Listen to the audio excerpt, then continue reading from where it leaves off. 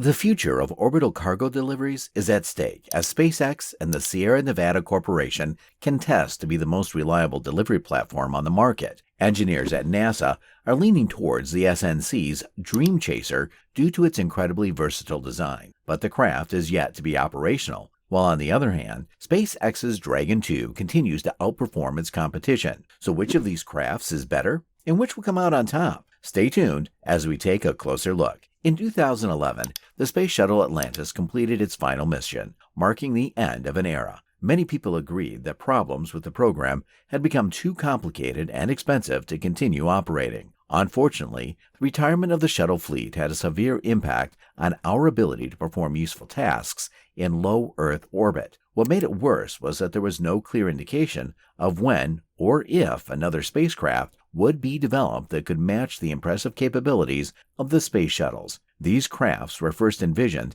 in the late 1960s. While their main purpose was to transport large objects like satellites into space, their ability to retrieve and bring back items from space was also extremely valuable and perhaps equally important. Throughout its remarkable career, the Space Shuttle played a crucial role in safely bringing back delicate experiments conducted on the International Space Station or within the shuttle itself. Unlike conventional spacecraft that experienced a rough splashdown in the open ocean at the end of their missions, the Space Shuttle descended gracefully to the runway, much like an airplane. Once landed, the experiments could be swiftly unloaded and transported to the nearby space station processing facility. There, teams of scientists eagerly awaited to carry out additional processing tests and analysis. For a span of 30 years, the Space Shuttle and the various facilities at Kennedy Space Center provided a dependable means to deliver fragile or time-sensitive scientific experiments into the hands of researchers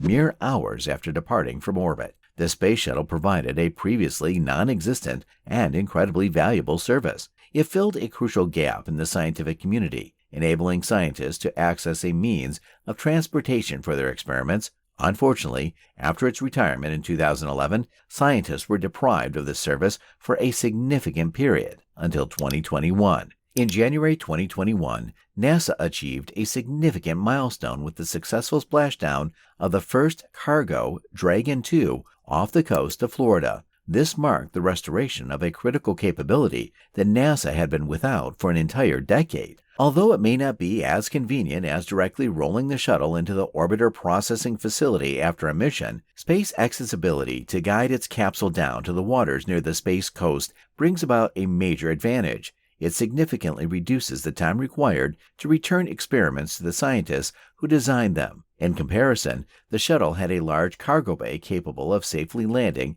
with approximately 31,700 pounds of cargo. However, this capacity was primarily intended for carrying satellites, which often exceeded the needs of simply returning scientific experiments. Price was another crucial factor to consider. A Dragon mission by SpaceX cost NASA only a fraction of what a shuttle flight did. Furthermore, the Dragon had a significantly higher launch cadence, meaning it was better suited for regular trips to the International Space Station, ISS, and back, akin to frequent milk runs. However, there was a downside. Despite SpaceX's eventual goal of achieving pinpoint propulsive landings with the Dragon spacecraft, it ended up descending and splashing down in the ocean using parachutes, similar to the Apollo and Gemini capsules of the past. As a result, returning to Earth on a Dragon meant experiencing a rougher ride compared to the smoother landing that the shuttle provided. While the rough splashdown was manageable for many payloads, it posed a significant challenge for sensitive experiments.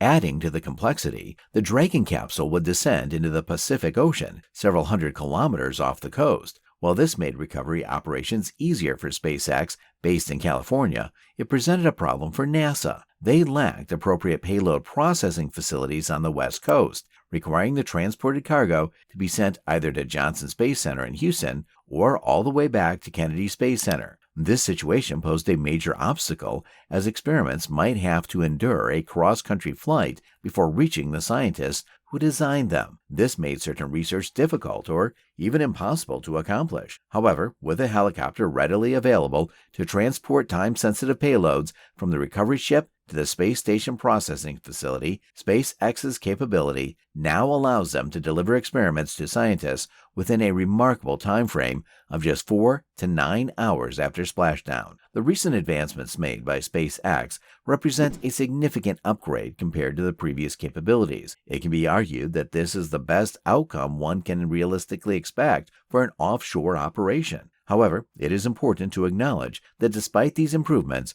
the process is still not as fast as the Space Shuttle. With SpaceX no longer pursuing targeted propulsive landings for their Dragon spacecraft, the responsibility for achieving truly rapid payload return falls to another company. Enter the Sierra Nevada Corporation and its Dream Chaser spaceplane, which aims to meet this challenge head-on. As part of NASA's Commercial Resupply Services 2 program, the Dream Chaser is scheduled to take flight later this year. Unlike the Dragon, this vehicle has the capability to perform a gentle horizontal landing, allowing it to return up to 3,860 pounds of cargo. What sets the Dream Chaser apart is its compact size, being only a quarter of the Space Shuttle. This advantage enables it to utilize any runway that is long enough to accommodate a large passenger plane, giving it greater flexibility in landing locations. The Dream Chaser offers a remarkable level of adaptability. Its launch site, landing site, vehicle configuration, and mission duration can all be adjusted to cater to the specific requirements of different users. Additionally, unlike spacecraft that rely on highly toxic fuels or specialized infrastructure, the Dream Chaser has the advantage of being able to land on aircraft runways in various locations worldwide. This versatility provides numerous advantages, particularly in terms of quickly and safely transporting payloads and astronauts returning from space to their final destinations. The ability to land on runways anywhere on the planet holds significant benefits for international scientific collaboration. Moreover, when the human-rated version of the spacecraft is completed, it could potentially serve as a life-saving capability in scenarios where a medical emergency necessitates the urgent transportation of a crew member back to Earth. Another significant advantage of the Dream Chaser is its ability to maintain a gentle trajectory during re-entry, enhancing the overall safety of the mission. This trajectory helps reduce the forces exerted on the crew and payloads, ensuring a smoother and more comfortable ride for those on board. This aspect is particularly crucial for delicate scientific experiments or sensitive cargo that require careful handling and protection during the return to Earth. The capability to execute a gentle trajectory aligns perfectly with the objective of the craft, as it aims to provide a safe and reliable means of transportation for both crewed and uncrewed missions. By enabling a controlled descent, the risk of structural or thermal stresses that could compromise the integrity of the spacecraft is minimized. Upon landing, the Dream Chaser can undergo rapid preparations for its next mission, minimizing downtime and maximizing mission frequency. This agility and efficiency are key factors that make the spaceplane an attractive option for rapid cargo resupply missions and time-sensitive scientific experiments. But how does the Dream Chaser fare against the Dragon in terms of practicality? SpaceX states that their cargo, Dragon 2, is designed to transport up to 6 tons of cargo to the ISS and return up to 3 tons back to Earth. On the other hand, the Dream Chaser is expected to deliver up to 5.5 tons of cargo with an unspecified amount for return. Additionally, the craft boasts a larger berthing port and significantly greater storage space and volume for cargo, which may make it easier for SNC to fully utilize its potential capacity. It is worth noting that the Dragon 2 has not been able to utilize its full cargo capacity due to its limited volume. Even with just 60% of its theoretical capacity, the Dragon 2 has never experienced a loss in cargo delivery. For NASA, maximizing the performance of a spacecraft translates to more cost-effective cargo delivery. Despite the advantages presented by the Dream Chaser, there is a prevailing reality that it falls short compared to SpaceX's Dragon in terms of cargo capabilities. Currently, the Dragon spacecraft remains the only spacecraft in the world with the routine capability of returning a significant amount of cargo to Earth. However, the Dream Chaser is expected to have its debut berthing to the International Space Station no earlier than December 17th of this year. Initially, Sierra Nevada Corporation had publicly aimed for a launch of the craft in August using United Launch Alliance's new Vulcan rocket. However, the new target date for launch is now set for December 17th due to problems at ULA. Until we can see the Dream Chaser in action, the Dragon 2 will remain the undisputed king of low Earth orbit cargo deliveries. Only time will tell if the Dream Chaser can fill the boots of the Space Shuttle program, or if SpaceX will continue to dominate. What do you think? Can the Dream Chaser dethrone the Dragon 2? Please share your thoughts in the comments below.